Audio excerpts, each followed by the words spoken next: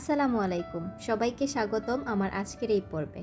আজকে আমি তৈরি করে দেখাবো রেশমি জিলাপি। অন্যান্য জিলিপির থেকে আরেকটু চিকন এবং কালারফুল হওয়ার কারণে কিন্তু এই জিলিপিটির নাম রেশমি জিলাপি।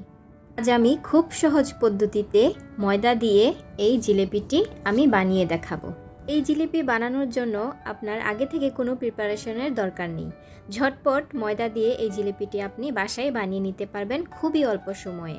আশা করছি আমার আজকের এই রেসিপি আপনাদের খুবই ভালো লাগবে। তাহলে চলুন দেখে নিই কীভাবে আজকে এই জিলিপি রেসিপিটি তৈরি করি। এই জিলিপি বানানোর জন্য সর্বপ্রথম কিন্তু আমাদের শিরাটা বানিয়ে নিতে হবে, কারণ শিরাটা আমরা গরম নয় হালকা গরম অবস্থায় কিন্তু ব্যবহার করব। এর জন্য চুলায় একটি হাঁড়ি বসিয়ে এতে আমি 2 কাপ পরিমাণ চিনি দিয়ে দিয়েছি আর এতে 1 কাপ পরিমাণ পানি দিয়ে দিয়েছি। এটাই হচ্ছে পারফেক্ট জিলিপির শিরার রেশিও। যতটুকু চিনি তার অর্ধেক পরিমাণ পানি। তবে একটি জিনিস কিন্তু খেয়াল রাখতে হবে, এই শিরাটা যেন খুব বেশি আঠালো না হয়ে যায়, তবে কিন্তু জিলিপির মধ্যে ভালো করে এই শিরাটা ঢুকবে না। এতে আমি ফ্লেভারের জন্য 2টো এলাচ দিয়ে দিয়েছি আর লেবুর রস দিয়ে দিচ্ছি, আর এতে দিয়েছি একটু অরেঞ্জ ফুড কালার। এতে কালারটা খুবই ভালো আসবে। আমি এখানে একটু লেবুর রস ইউজ করেছি যেন এই শিরাটা অল্প সময়ের মধ্যে গাঢ় হয়ে না যায়। আমি এতে 1 চামচের মতো ঘি অ্যাড করব যেন ফ্লেভারটা খুবই ভালো আসে। এখানে ঘি ইউজ করলে কিন্তু জিলিপির ফ্লেভারটা খুবই ভালো আসে, যেন জিলিপিটা ঘি দিয়েই ভাজা হয়েছে। আমাদের শিরাটা কিন্তু তৈরি হয়ে গেছে, এবার সাইডে করে রেখে দেব। এবারে আমরা জিলিপির জন্য ব্যাটারটা তৈরি করে নেব। ব্যাটারটা তৈরি করার জন্য এখানে কিন্তু আমাদের 1 কাপ পরিমাণ ময়দা লাগবে, আর দিয়ে দিচ্ছি এখানে ইনো, 1 চামচের মতো ইনো দিয়ে এটিকে ভালো করে একটু হ্যান্ড উইক্সের সাহায্যে মিশিয়ে নেব যেন সবগুলো উপকরণ মিশে যায়।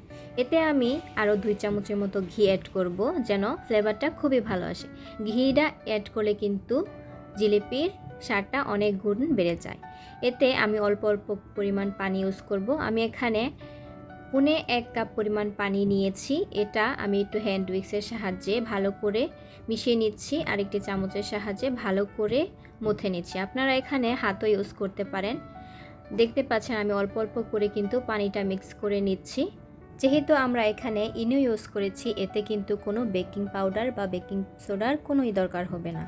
এটি কিন্তু আমরা 5-6 মিনিটের মতো ফেটিয়ে নেব। দেখতে পাচ্ছেন এই মিক্সচারটা কীরকম হয়েছে, খুবই বেশি গাঢ় হয়নি, খুব বেশি পাতলাও না, মিডিয়াম আকারের হয়েছে।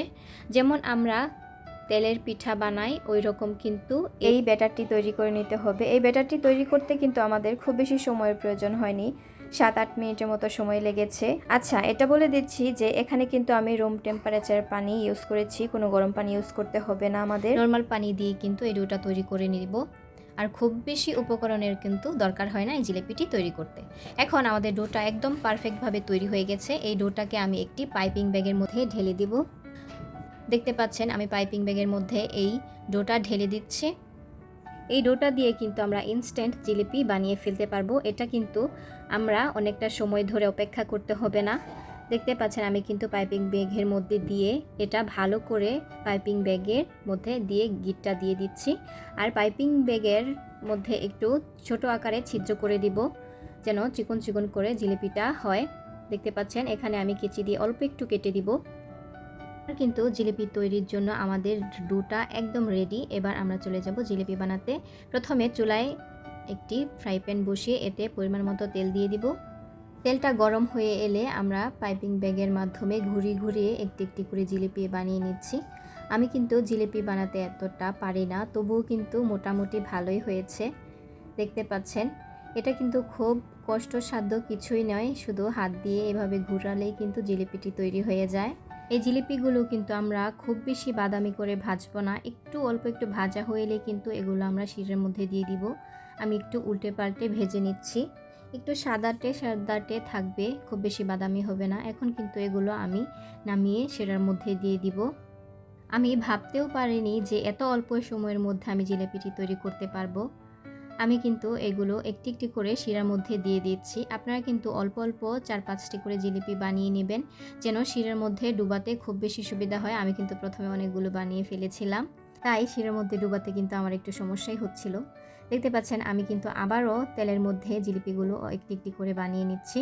জিলিপিগুলো তেলের মধ্যে দেওয়ার পরে কিন্তু ভেসে উঠছিল। আমার খুবই ভালো লাগছিল জিলিপিগুলি বানাতে।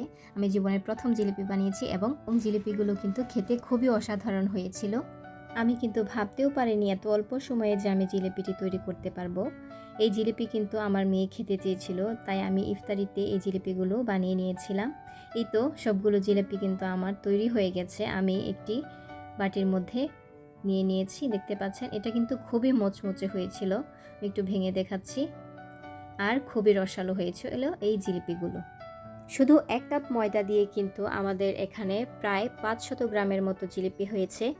তা কিন্তু আমার পরিবারের সবাই খুব মজা করে খেতে পেরেছে। আশা করছি আমার আজকের এই জিলিপির রেসিপিটি আপনাদের কাছে খুবই ভালো লেগেছে। আর যদি ভালো লেগে থাকে লাইক করবেন আর কমেন্টে জানিয়ে দিবেন এই জিলিপির রেসিপিটি কেমন হয়েছে। আর পরবর্তীতে আপনারা কোন রেসিপিটি দেখতে চান তা কিন্তু আমাকে অবশ্যই জানিয়ে দিবেন কমেন্টে। আমার চ্যানেলে যারা নতুন তারা কিন্তু অবশ্যই সাবস্ক্রাইব করে দিবেন। আশা করি আপনারা সবাই খুব ভালো থাকবেন। আল্লাহ হাফেজ।